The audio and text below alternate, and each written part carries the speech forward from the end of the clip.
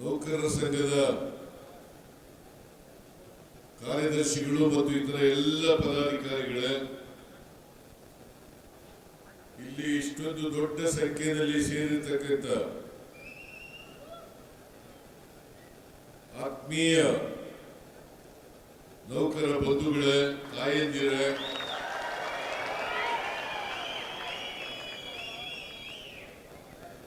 ಮಾಧ್ಯಮದ ಸ್ನೇಹಿತರೆ,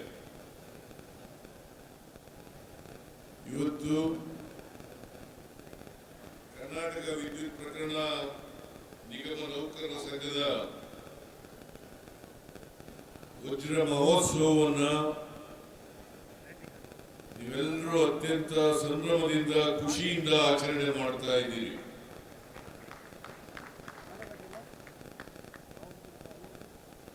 ನಾನು ಈ ವಜ್ರ ಮಹೋತ್ಸವ ಕಾರ್ಯಕ್ರಮದಲ್ಲಿ ಅತ್ಯಂತ ಸಂತೋಷದಿಂದ ಭಾಗಿಯಾಗಿ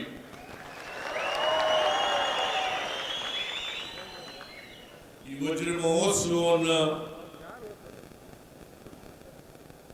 ಅತ್ಯಂತ ಸಂತೋಷದಿಂದ ಉದ್ಘಾಟನೆ ಮಾಡಿದ್ದೇನೆ ಅಂತ ಹೇಳಿ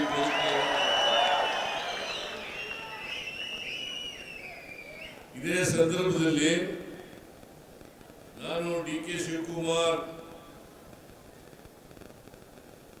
ಮತ್ತು ಜಾರ್ಜ್ ಅವರು, ರಾಜೇಗೌಡರು, ಆಮೇಲೆ ಖಾದ್ರಿಯವರು, ಗೌರವ್ ಗುಪ್ತಾ ಅವರು, ನಾವೆಲ್ಲರೂ ಕೂಡ ವಜ್ರ ಜ್ಯೋತಿ ಅಂತಕ್ಕಂಥ ಸ್ಮರಣ ಸಂಚಿಕೆಯನ್ನು ಬಿಡುಗಡೆ ಮಾಡಿದ್ದೇವೆ.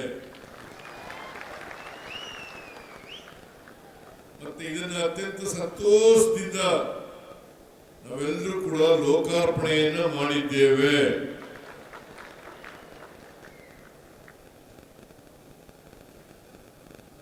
ಸಾವಿರದ 1964ನೇ ಇಸ್ವಿನಲ್ಲಿ ಈ ಸಂಘ ಪ್ರಾರಂಭ ಆಯಿತು. 64ರಿಂದ ಇವತ್ತಿನವರೆಗೆ 61 ವರ್ಷಗಳು,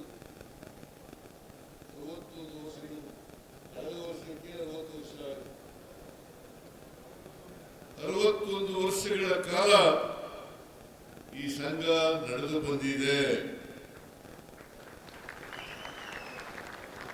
ಯಾವುದೇ ಸಂಘಟನೆಯಲ್ಲಿ 60 ವರ್ಷಗಳು ಮಹತ್ತರವಾದಂತ ಗಳಿಗೆ ಅಂತಕ್ಕಂಥ ಮಾತುಗಳನ್ನು ಹೇಳಲಿಕ್ಕೆ ಬಯಸ್ತಾ ಇದ್ದೇನೆ. 60 ವರ್ಷಗಳಿಂದ ಈ ಸಂಘಟನೆ ನೌಕರರ ಕಷ್ಟ ಸುಖಗಳಿಗೆ ಸ್ಪಂದಿಸಿ ನಿಮ್ಮ ಬೇಡಿಕೆಗಳನ್ನು ಈಡೇರಿಸತಕ್ಕಂಥ ಪ್ರಾಮಾಣಿಕ ಪ್ರಯತ್ನ, ಹೋರಾಟ, ಜೊತೆಗೆ ವಿದ್ಯುತ್ ಗ್ರಾಹಕರಿಗೆ ಸಮರ್ಪಕವಾಗಿ ವಿದ್ಯುತ್ತನ್ನು ಪೂರೈಸತಕ್ಕಂಥ ಕೆಲಸವನ್ನ ನೀವೆಲ್ಲ ಮಾಡ್ತಾ ಇದ್ದೀರಿ.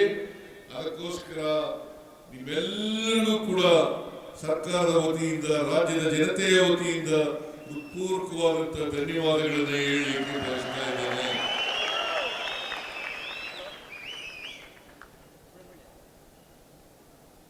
ಸಾವಿರದ 1902ನೇ ಇಸ್ವಿನಲ್ಲಿ ದಕ್ಷಿಣ ಏಷ್ಯಾದಲ್ಲಿ ಮೊದಲನೇ ಬಾರಿಗೆ ಶಿವನ ಸಮುದ್ರದಲ್ಲಿ ವಿದ್ಯುತ್ ಉತ್ಪಾದನೆ ಆಯಿತು. 1900ರಲ್ಲಿ ಹಿಡಿಯಲಾಗುತ್ತದೆ. ಕೆಂಪನಜಮ್ಮಣ್ಣಿ ಅವತ್ತು ಚಾಮರಾಜ ಒಡೆಯರ್ ಅವರು ನಿಧನರಾಗಿದ್ದರು. ಅವರ ಧರ್ಮಪತ್ನಿ ರಾಜಮಾತೆ ಕೆಂಪನಂಜಮ್ಮಣ್ಣಿ ಅವರು ಇದನ್ನ ಪ್ರಾರಂಭ ಮಾಡಿದರು. ಆಮೇಲೆ ನಾಲ್ವಡಿ ಕೃಷ್ಣರಾಜ ಒಡೆಯರು ಇನ್ನೂ ಕೂಡ ವಯಸ್ಸಿಗೆ ಬಂದಿರಲಿಲ್ಲ. ಅವರನ್ನ ಇಟ್ಕೊಂಡು ಕೆಂಪನಹಳ್ಳಿಯವರೇ ಆಡಳಿತವನ್ನು ನಡೆಸ್ತಾ ಇದ್ರು. ಅವ್ರನ್ನ ಇಟ್ಕೊಂಡು ಕೆಂಪನಹಳ್ಳಿಯವರು, ನಂಜನಹಳ್ಳಿಯವರು, ರಾಜಮಾತೆಯವರು ಆಡಳಿತವನ್ನು ನಡೆಸ್ತಾ ಇದ್ರು.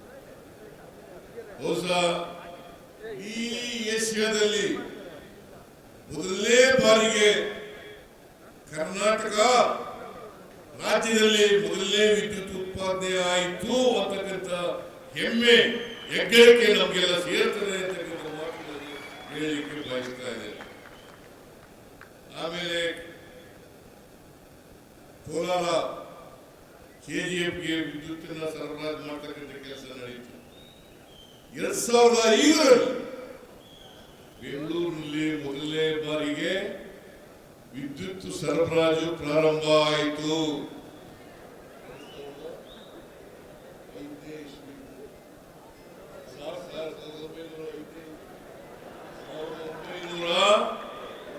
1905ನೇ ಇಸ್ವಿ. 2000ರಲ್ಲಿ ಇದ್ದೀನಲ್ಲ, 1902ರಲ್ಲಿ ವಿದ್ಯುತ್ ಉತ್ಪಾದನೆ ಆಯಿತು. 1905ನೇ ಇಸ್ವಿನಲ್ಲಿ ಬೆಂಗಳೂರಿನಲ್ಲಿ ವಿದ್ಯುತ್ ಪ್ರಸರಣ ಆಯಿತು.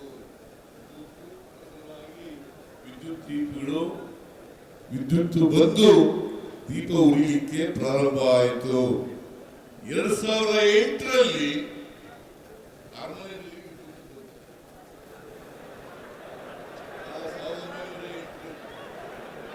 1908ರಲ್ಲಿ ಅರಮನೆಯಲ್ಲಿ ವಿದ್ಯುತ್ ಬಂತು. ಸೊ ಅಲ್ಲಿಂದ ಈಚೆಗೆ ಇವತ್ತು ವಿದ್ಯುತ್ ಕರ್ನಾಟಕದಲ್ಲಿ ನಮಗೆ ಎಷ್ಟು ಬೇಕೋ ಅಷ್ಟು ವಿದ್ಯುತ್ ಅನ್ನು ಉತ್ಪಾದನೆ ಮಾಡತಕ್ಕಂಥ ಶಕ್ತಿ ಬಂದಿದೆ ಅಂತ ಹೇಳ್ಕೊಳ್ಳಿಕ್ಕೆ ಹೆಮ್ಮೆ ಆಗ್ತಾ ಇದೆ. ಇದನ್ನ ನೀವೆಲ್ಲರೂ ಈ ಪ್ರಸರಣ ಮಾಡ್ತಾ ಇದ್ದೀರಲ್ಲ ವಿದ್ಯುತ್ತನ್ನ, ಅದಕ್ಕೆಲ್ಲ ನೀವೇ ಕಾರಣ ಅಂತಕ್ಕಂಥ ಮಾತುಗಳನ್ನು ಹೇಳಲಿಕ್ಕೆ ಬಯಸ್ತೇವೆ. ನಾವು ವಿದ್ಯುತ್ತನ್ನ ಹೆಚ್ಚು ಉತ್ಪಾದನೆ ಮಾಡೋದು ನಮ್ಮ ಸರ್ಕಾರ ಇದ್ದಾಗ 2003ರಲ್ಲಿ 13,000 ನಾವು ಅಧಿಕಾರ ಬಂದ ಮೇಲೆ 1918-19 ಸಾಲಿನಲ್ಲಿ 29,459 ಮೆಗಾವ್ಯಾಟ್ ವಿದ್ಯುತ್ ಉತ್ಪಾದನೆ ಆಯಿತು. ನಾವು ಇದನ್ನೆಲ್ಲ ಮರೀಲಿಕ್ಕೆ ಸಾಧ್ಯ ಆಗಲ್ಲ, ಕರ್ನಾಟಕದ ಜನ ಮರೀಲಿಕ್ಕೆ ಸಾಧ್ಯ ಆಗಲ್ಲ. ಇದನ್ನ ಅರ್ಥ ಮಾಡ್ಕೋಬೇಕಾಗ್ತದೆ. ಆಮೇಲೆ ಮತ್ತೆ ನಾವು 2023ನೇ ಅಧಿಕಾರಕ್ಕೆ ಬಂದ ಮೇಲೆ ಇವತ್ತು 34,000 ಮೆಗಾವ್ಯಾಟ್ ವಿದ್ಯುತ್ ಉತ್ಪಾದನೆ ಆಗ್ತಾ ಇದೆ.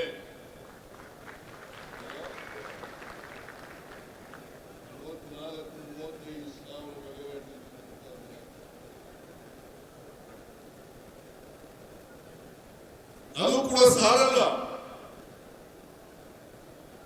ಇನ್ನೂ ಜಾಸ್ತಿ ಉತ್ಪಾದನೆ ಮಾಡಬೇಕು. ಯಾಕಂತಂದ್ರೆ ರೈತರ ಪಂಪ್ ಸೆಟ್ಗಳಿಗೆ ನಾವು ಕೊಡ್ತಾ ಇರ್ತಕ್ಕಂಥದ್ದು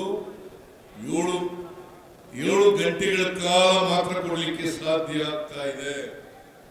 ನನ್ನ ಪ್ರಕಾರ ಇವತ್ತು ಆಹಾರ ಉತ್ಪಾದನೆಯಲ್ಲಿ ನಾವು ಸ್ವಾವಲಂಬನೆ ಕಾಣಬೇಕಾದ್ರೆ, ಆಹಾರ ಉತ್ಪಾದನೆಯನ್ನು ಬೇರೆ ದೇಶಗಳಿಗೆ ಕಳಿಸಿಕೊಡ್ಬೇಕಾದ್ರೆ, ರಫ್ತು ಮಾಡಬೇಕಾದ್ರೆ ಇವತ್ತು ಆಹಾರ ಉತ್ಪಾದನೆಯನ್ನು ಹೆಚ್ಚು ಮಾಡತಕ್ಕಂಥ ಪ್ರಯತ್ನವನ್ನು ಮಾಡಬೇಕಾಗ್ತದೆ. ಅದಕ್ಕೋಸ್ಕರ ಪಂಪ್ ಸೆಟ್ಗಳ ಅಗತ್ಯ ಇದೆ. ನಾವು ನದಿಗಳ ಮೂಲಕ ನೀರಾವರಿ ಮಾಡತಕ್ಕಂಥದ್ದು ಬಹಳ ಕಡಿಮೆ, ಆದರೆ ಪಂಪ್ ಸೆಟ್ಗಳ ಮೂಲಕ ಹೆಚ್ಚು ನೀರಾವರಿಯನ್ನು ಮಾಡಲಿಕ್ಕೆ ಸಾಧ್ಯ ಆಗ್ತದೆ ಅಂತಕ್ಕಂಥ ಮಾತುಗಳನ್ನು ಹೇಳಲಿಕ್ಕೆ ಬಯಸ್ತಾ ಇದ್ದೀನಿ. ಮೊನ್ನೆ ತಾನೇ ಕೋಲಾರ ಜಿಲ್ಲೆ ಗೌರಿಬಿದನೂರಲ್ಲಿ ನಾನು ಜಾರ್ಜ್ ಅವರು ಕುಸುಮ್ ಸಿ ಅಡಿನಲ್ಲಿ ವಿದ್ಯುತ್ತನ್ನ ಸರಬರಾಜು ಮಾಡತಕ್ಕಂಥದನ್ನ ಕೆಲಸವನ್ನು ಮಾಡೋದು. ಈಗ ಕುಸುಮ್ ಸಿಯಲ್ಲಿ 200 ಮೆಗಾವ್ಯಾಟ್ ವಿದ್ಯುತ್ ಉತ್ಪಾದನೆ ಆಗ್ತಾ ಇದೆ.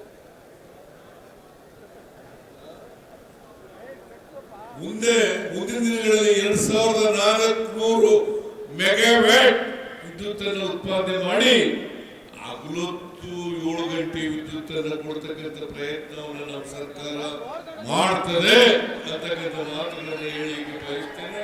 ಇವತ್ತು ವಿದ್ಯುತ್ ಸರಿಯಾದ ರೀತಿಯಲ್ಲಿ ಪಂಪ್ ಸೆಟ್ಗಳಿಗೆ ಸರಬರಾಜು ಆಗ್ಬೇಕಾದ್ರೆ ಅದಕ್ಕೆ ನೀವೆಲ್ಲರೂ ಕೂಡ ಕಾರಣ ಅಂತಕ್ಕಂಥ ಮಾತುಗಳನ್ನು ಹೇಳಲಿಕ್ಕೆ ಬಯಸ್ತಾ ಇದ್ದೀನಿ. ಯಾರ್ಯಾರು ಸಂಘಟನೆಯಲ್ಲಿ ಇದ್ದಾರೆ ಅವರೆಲ್ಲರೂ ಕೂಡ ಕಾರಣ ಅಂತಕ್ಕಂಥದ್ದು. ನಾವು ಇನ್ನು ಕೆಲವೇ ವರ್ಷಗಳಲ್ಲಿ 60,000